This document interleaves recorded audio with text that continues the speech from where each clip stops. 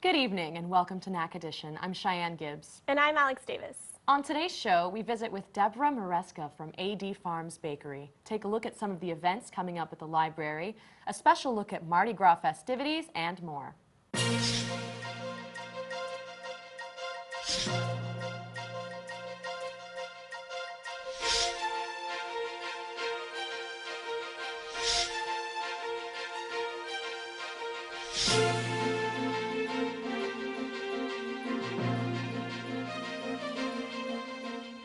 The city of Nacogdoches hosted the 6th annual Wine Swirl at the historic downtown Nacogdoches Square this past Saturday.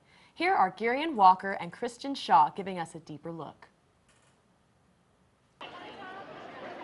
The Fredonia Hill Hotel in the city of Nacogdoches hosted its 6th annual Wine Swirl.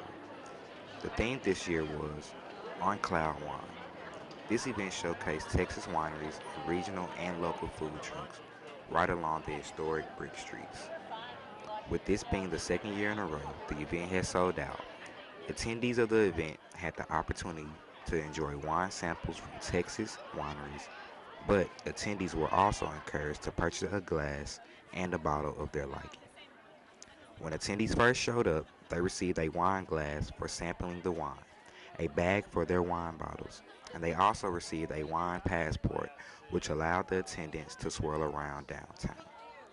The attendants of the event really seemed to enjoy themselves, the wine, and the entertainment. We caught up with a few attendees of the event to get their comments about it. It's going great. Besides the cold, I mean, it's been a really good time. Plenty of wine, plenty of good people. The Wine and Swirl also showcased its local food trucks and wineries for attendees while they have their fine wine. The Fredonia Hill Hotel even had accommodation packages set up for any guests that planned on staying overnight. The cold weather didn't keep the 20 different food trucks and wineries to come out to give the Nacogdoches community a good time. And overall, the evening was a fun-filled night with over 600 guests sipping wine, shopping, and enjoying live music throughout the historic downtown. All proceeds will be used to enhance the beautification and promotion efforts of downtown Nacogdoches. I'm Girian Walker, and this is Nacogdoches. Do you recommend anybody to join this event for next year? Absolutely. Yes, yeah. I mean, the more the merrier in this town. All proceeds of the Wine Swirl will be used to enhance the beautification of historic downtown Nacogdoches. Tomorrow is the last day to register for the Library After Hours Stranger Things escape room event at the Nacogdoches Public Library. On Friday, February 16th, a room in the public library will be transformed into an 80s themed adventure puzzle to evoke the feeling of a popular Netflix show, Stranger Things. While the library doesn't want to give away too much about it just yet, the escape room will feature activities including puzzles, riddles, hidden items to unlock, and the library will hold all these events at different times throughout the year. This event was originally intended to be for teens and tweens, 10 to 19 years of age, but there was so much demand by adults that they have made an additional time for adults to attend. The time for teens and tweens will be at 5:30 on Friday, and adults will be at 7:30. If you want to attend the function, you can call the library at 936-559-2970. Phi Mu Alpha is spreading the love this Valentine's Day. Emily Gage has the story. Walking through the Student Center at SFA can usually be rather interesting with all of the tables and booths set up from various groups. This past week has been no different. The men of SFA's chapter of Phi Mu Alpha, a national music fraternity, has been set up selling their Valentine's serenades to people. They have 3 different packages and promise to sing to the recipient whether they are on campus or not. Here's what one of the brothers had to say. Alright, so this is the Valentine's Day serenades done by Phi Mu Alpha. Phi Mu Alpha is a music fraternity here at SFA and all around the nation, known as the Symphonians. So this year we're teaming up with them, and what it includes is right here. Is a serenade, 3 cookies, and a rose delivered straight to that significant other. We also have a $25 package, which is a small cookie heart a rose, and a serenade. And then finally ending it with a $45 package, and that is the large heart, cookie cake, and a rose and a serenade. Once again, we deliver it off and on campus from 10 a.m. to 6 p.m. You just tell us where and when, and we'll be there.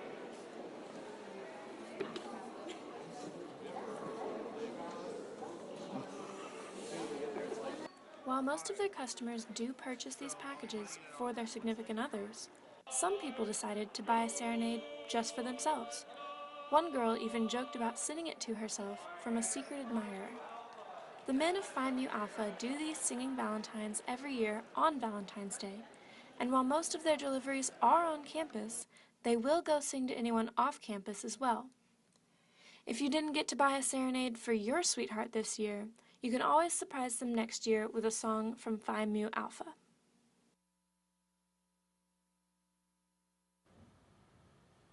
The Judy B. McDonald Public Library in Nacogdoches has recently started a Book a Librarian program. This is a program where the visitors of a library can call ahead and book a librarian to help them while they are there. These librarians are assigned to help you with computers and technology which are found within the library. You can schedule a 15 or 30-minute appointment where the librarian will show you how you can work the computer and even sit while you work and if you have any questions along the way. This program is completely free to everyone. To book a librarian, you can call the library at 936-559-2970. That number again is 936-559-2970. Stephen F. Austin is currently the only school in the NCAA that both men and women basketball teams are undefeated at home. That kind of home field advantage is what makes William R. Johnson Coliseum one of the best stadiums in the country. The Coliseum can be packed on game days versus rivals such as Sam Houston State University. Fans show up, get loud, and show off their lumberjack spirit. With a jumbotron like the one in the Coliseum, it's possible for fans such as Pat Martin to dance their hearts out and support the team.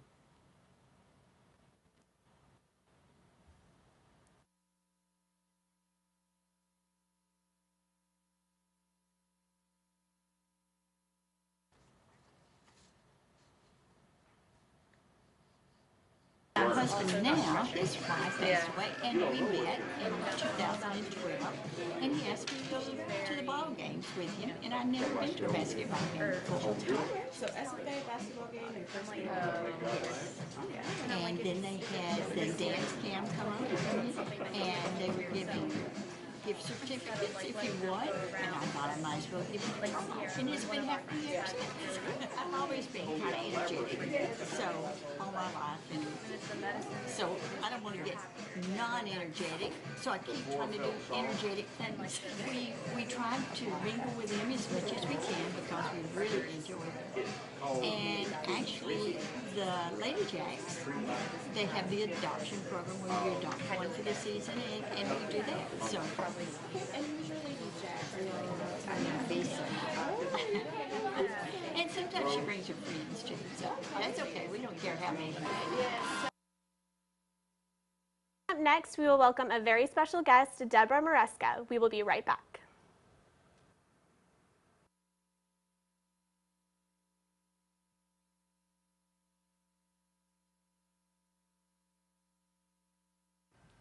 Welcome back. I'm Cheyenne Gibbs. And I'm Alex Davis. Today in the studio, we have Deborah Maresca. She's the co-owner of AD Farms Bakery in Garrison, Texas. How are you doing today? I'm good. How are you guys? Oh, we're great. Happy to have you here. Good. Thank you for having me.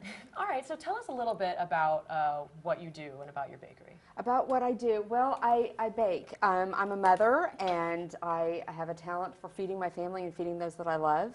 That is God-given. I am actually a retired nurse, and so when I got out of ICU and got bored at home, I would bake for people.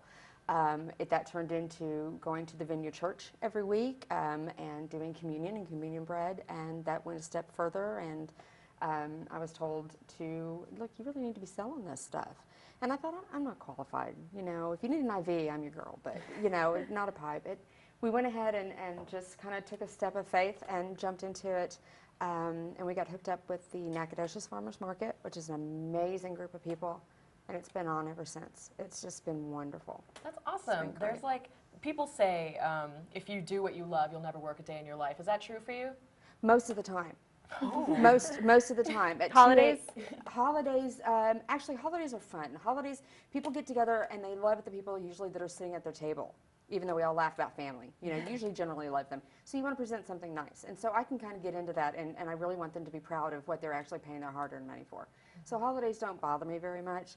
It's sometimes though at 2 o'clock in the morning and I haven't had a nap and I'm cranky and I throw flour a little bit further than I probably should and things like that. And those nights are hard, but they're few and far between. They really are. It's fun to create things.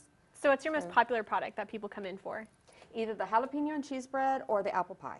Okay. We can't keep either one on the table. Oh, I can imagine. It looks awesome. Thank you. So creating your recipes, has cooking always been something you've always done since you were little, or was it something when you were a nurse you just started doing, creating the recipes? When I was a nurse, I just started cooking, home cooking style type things, not running out and getting things, and I kind of just developed, my kids call it mama cooking, you know, and so that's kind of what I developed. And then when I retired, then I went into it. I usually over-dedicate myself to my you know, my habits and my chores. So I really got into it, and this is kind of where we ended up. It was a very big surprise. I've never baked. I've always cooked, and so this has come to us surprisingly enough. So how did you hear about the farmers market in Nacogdoches? I actually did some things online. Where can I go? What can I do? How do I get the word out? I have what I believe is a product that not a lot of people around here have.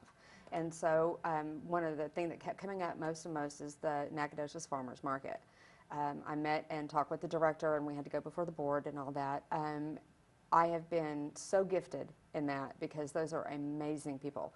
Every week, rain, shine, 12 months out of the year, 32 degrees outside, they earn their money this way, and they take it very serious. There's a lot of integrity at our market, and we're very proud to have it. Oh, that's good to hear. You make your stuff so pretty. Like, it tastes really good. I bought some of your stuff the other day, and it was so good. I had your little cinnamon chips, and they were not what I was expecting, but they're so good. And you make everything so pretty. So, like, what's your inspiration for how you want things to look? You eat with your eyes first. I can promise you, you've never been to a restaurant and opened up a menu and seen something that was really not appealing to you, and you said, oh, wow, I want that. That doesn't happen. So if you can look at something and say, oh my gosh, that looks good, or oh, that's so pretty, or it automatically gets you into liking the product. It gives you a little bit more satisfaction when you eat it. There's a little more of a nurturing feeling to you because your mind and your body have now responded to each other. And so it's important to us when you pick up something that we have made that you get excited that you get to have it. Every one of our products, that we don't have machines in our kitchen. They're all handmade. They're hand wrapped, they are hand braided, they are hand done because we want you to have that experience, not just from a roller that somebody else rolled out. We want our hands on it to be able to provide for you. So do y'all have many locals come into the bakery, and are y'all really close with them, frequent buyers who come in and buy pastries? We have a lot of frequent buyers that come to the farmers market. We're there every Saturday and they know where to find us, and they come in. We do take orders through the week. We do take special orders, and we do free deliveries. But I don't keep an open bakery all during the week, just simply because there's not enough traffic, and that would be a lot of food wasted. We don't have any preservatives, and so it wouldn't last very long, you know. So Saturdays is when we get our normals, and we have people on a first name basis. You know, we've had a couple people that have had babies that we've been, you know, we get to know people, and it's so much fun. It really is. It's a lot of fun. Is that one of the most rewarding parts of it, just like seeing the people and their reactions? It's the smiles. It's the smiles. 2 weeks ago, we were at market, and it was, I mean, bitter cold, if you guys can remember, and we were just bundled up, and we were all huddling, and we looked off into the parking lot, and there's a little boy that comes every single week, and he has Batman on. Every single week. He's about 8 years old. He got out of his car, and, hi, and I melted. That's what's fun. You're happy with our product, you're happy with us, and I get to know you. So it's wonderful. That's so good. Yeah. Have you ever gotten any like crazy orders? Like crazy large, or like some sort of crazy like ingredient or something? Not really. We put out a menu that pretty much tells you what we do, and you can order from that, or you can have us reserve you for that. So there's not a lot of room in there for people to go, hey, you know, could you add mincemeat to that, or you know, something crazy. No, we don't. We don't really. Do you do like big orders, like in bulk or anything, or like catering? Absolutely. Ooh. Absolutely. We've done several donations to let's see, we had a Queens event where they raffled off our pies, and we did, we've done 20 pies at a time. We've done, we can do weddings, we can do birthdays. Birthdays happen all the time. We've got a couple of Valentine's parties actually this week that we're providing for. So yeah, that's not a problem for us at all.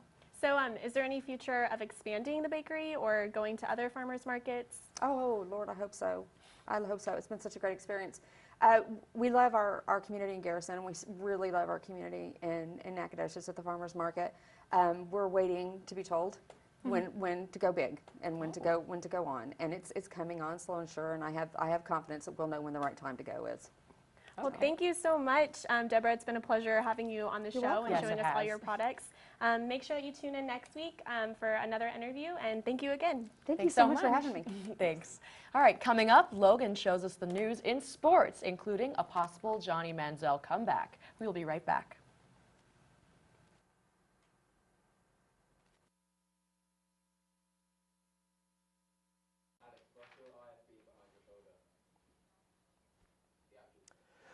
With only 6 games left in the regular season, SFA men's basketball team is currently just 1 game out of first place in the Southland Conference, but to stay that way, they needed a win this last Saturday.